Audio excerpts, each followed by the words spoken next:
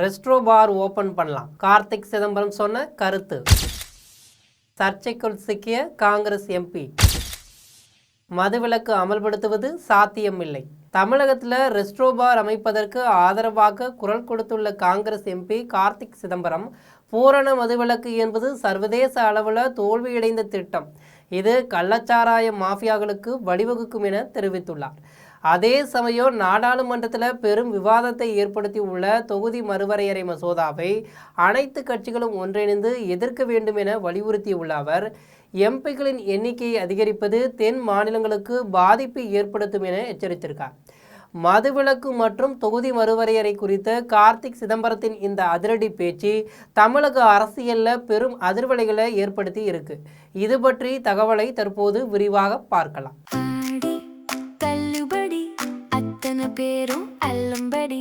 6 முதல் 60% வரை ஆடி தள்ளுபடியுடன் super Saravana stores, Chennai, Madurai, Kovai.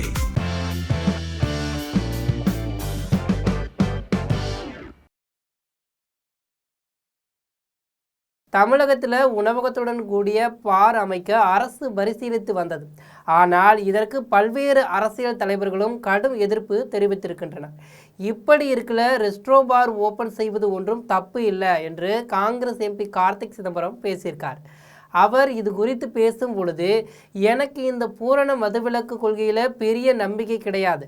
அதனால் ரெஸ்ட்ரோ பார் ஓப்பன் செய்வதில் தப்பு கிடையாது. தேவாலயங்கள், பள்ளிகள், மக்கள் அதிகம் வசிக்கும் இடங்களில் பார்களை மூடலாம்.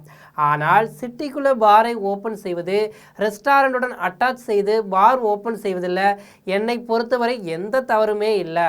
மீண்டும் சொல்கிறேன், பூரண மதுவிலக்கு கொள்கையில் எனக்கு ஈடுபாடு இல்லை.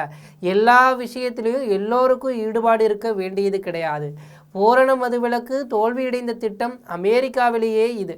பெயரளவில் தான் குஜராத்திலும் இது பூரண மதுவிலக்கு இருக்கிறது. ஆனால் காந்தி பிறந்த போர்பந்தரில் தான் அதிக மது கிடைக்கிறது. பூரண மதுவிலக்கு அமல்படுத்தினால் கள்ளச்சாராயம், அதன் மூலம் மிகப்பெரிய மாஃபியா உள்ளே வரும். எனவேதான் இந்த கொள்கை சர்வதேச அளவில் தோல்வியடைந்திருக்கு. எந்த ஊர்லேயும் இது வெற்றியடைந்தது கிடையாது. எனவே பார், ரெஸ்டாரண்ட் கொண்டு வருவது ஒன்றும் தப்பு கிடையாது என்று கூறியிருக்கார். அதே போல தொகுதி மறுவரையறை மசோதா குறித்து பேசிய அவர், கடந்த முறை நாடாளுமன்றத்தில் இந்த மசோதா தோற்கடிக்கப்பட்டது. அதுதான் என்னுடைய எதிர்பார்ப்பாக இருக்குது. இந்த முறையும் மசோதா தோற்கடிக்கப்பட வேண்டும். கடந்த முறை திரிணாமுல் காங்கிரஸ் எதிர்த்தது. இப்போது அக்கட்சி இரண்டாக உடைந்திருக்கிறது. தேசியவாத காங்கிரசும் எதிர்த்தது. இப்போது அக்கட்சியினர் ஊசலாட்டத்தில் இருக்கிறார்கள். எனவே இந்த முறையும் அனைத்து கட்சிகளும் இதை எதிர்க்க வேண்டும் என்று கேட்கிறேன். மகளிருக்கான இடஒதுக்கீட்டை இப்போதே உள்ள எம்பிக்களின் அடிப்படையிலேயே கொடுக்கலாம். அதை விட்டுவிட்டு தொகுதி மறுவரையறை கொண்டு வந்து எம்பிக்களின் எண்ணிக்கையை உயர்த்த வேண்டிய அவசியம் கிடையாது. இப்போது இருக்கும் எம்பிக்கள் பேசுவதற்கே நேரம் கிடைக்கல. இந்த எண்ணிக்கை அதிகரித்தால் சீனாவில் உள்ள நாடாளுமன்ற மாதிரி கூடி கைத்தட்டி விட்டு கலைந்து போக வேண்டியதுதான். மட்டுமல்லாது தென் மாநிலங்களுக்கு இதனால் எந்த பலனும் கிடையாது என்று கூறியிருக்கார். தற்பொழுது மிகுந்த பேசுபொருளாக மாறி உள்ள ரெஸ்ட்ரோ பார் விவகாரம் மற்றும் தொகுதி மறுவரையறை மசோதா ஆகிய இரண்டிலும் கார்த்திக் சிதம்பரம் தனது நிலைப்பாட்டை மிகவும் ஆக்ரோஷமாகவும் வெளிப்படையாகவும் பதிவு செய்திருக்கார். ஒருபுறம் பூரண மதுவிலக்கு என்பது நடைமுறைக்கு சாத்தியமற்றது என அவர் முன்வைக்கும் வாதம் ஆளும் தரப்பு மற்றும் எதிர்க்கட்சிகளிடையே புதிய விவாதத்தை கிளப்பியிருக்கு. மறுபுறம் தென் மாநிலங்களின் குரலை ஒடுக்கும் முயற்சி என தொகுதி மறுவரையறை அவர் விமர்சிப்பது தேசிய அளவில் அவர் முன்வைக்கும் அழுத்தமான கருத்தாக பார்க்கப்படுது. ஒரே நேரத்தில் இரண்டு முக்கிய விவகாரங்களில் கார்த்திக் சிதம்பரம் எடுத்துள்ள இந்த அதிரடி நிலைப்பாடுகள் வரவிருக்கும் நாடாளுமன்றம் மற்றும் தமிழக அரசியல் களத்தில் எதிரொலிக்கும் என்பதில் சந்தேகமில்லை. இது போன்ற செய்திகளை உடனுக்குடன் தெரிந்து கொள்ள ஜெம் தொலைக்காட்சியுடன் எப்போதும் இணைப்பில் இருங்கள். நன்றி, வணக்கம்.